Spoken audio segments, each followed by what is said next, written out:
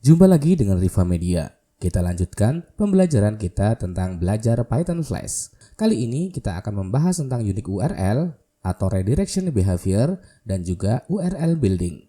Rekan-rekan semuanya, silakan amati kode pada layar ini. Di sini terdapat dua routing. Perbedaan dari routing ini adalah penggunaan slash di akhir routing. Pada route pertama ini, rekan-rekan bisa melihat di bagian akhirnya terdapat slash, sedangkan di routing kedua di bagian akhirnya tidak ada slash.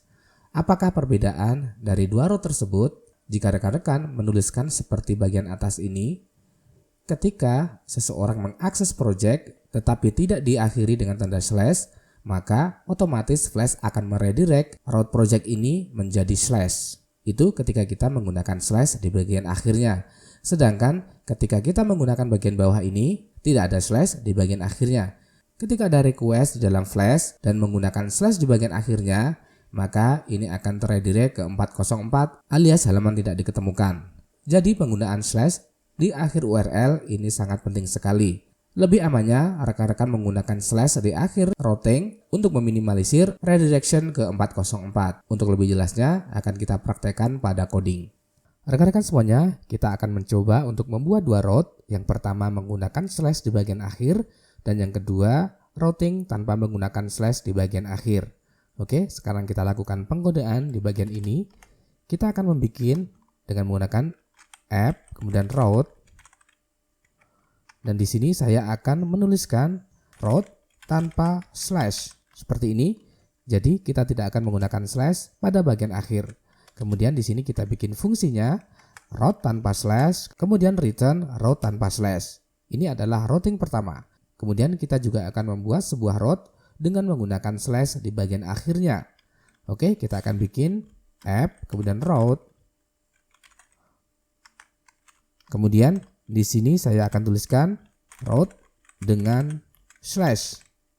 Jadi kita akan tuliskan slash pada bagian akhir.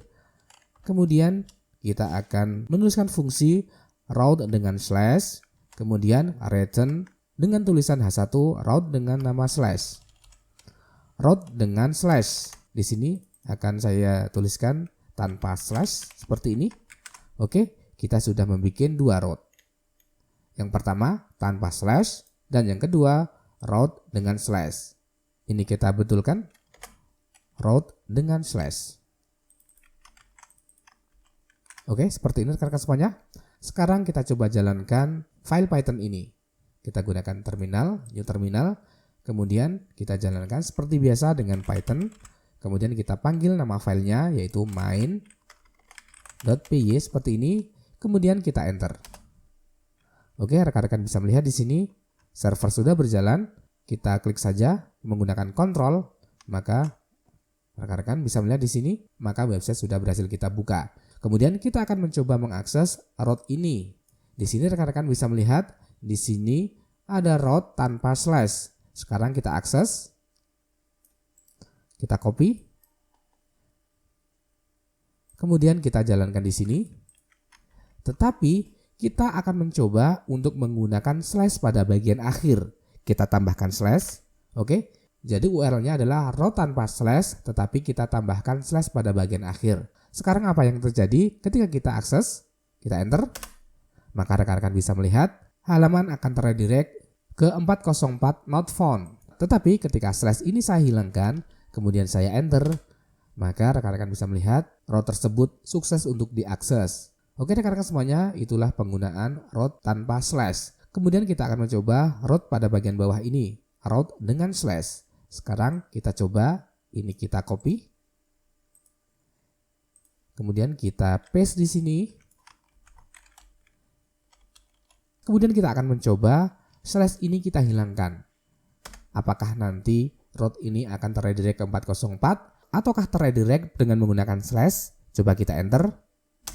Oke, rekan-rekan bisa melihat ketika kita menghilangkan slash pada bagian akhir, maka URL terredirect menggunakan slash. Itulah gambaran penggunaan slash pada akhir routing.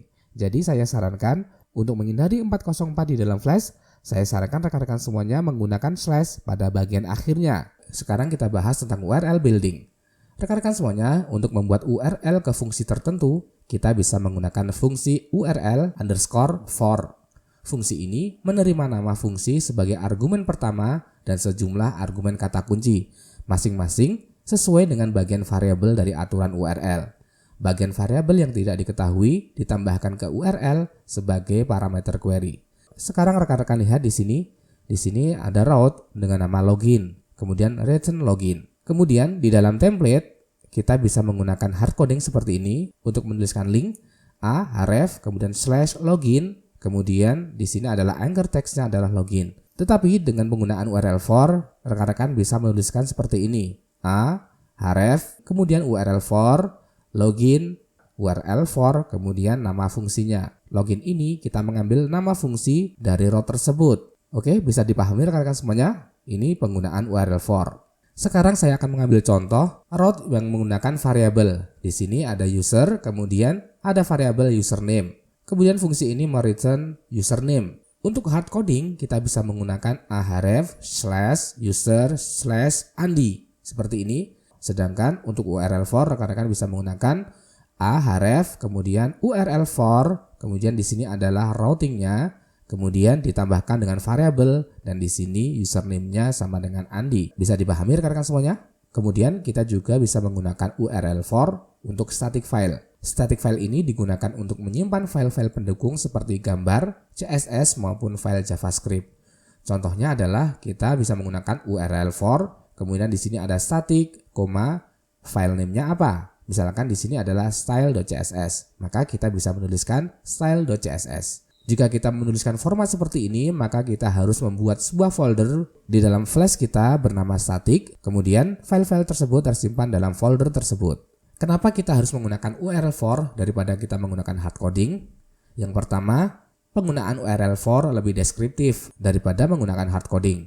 Kemudian mudah dalam penghafalan ketika URL panjang dan banyak route dalam sebuah website.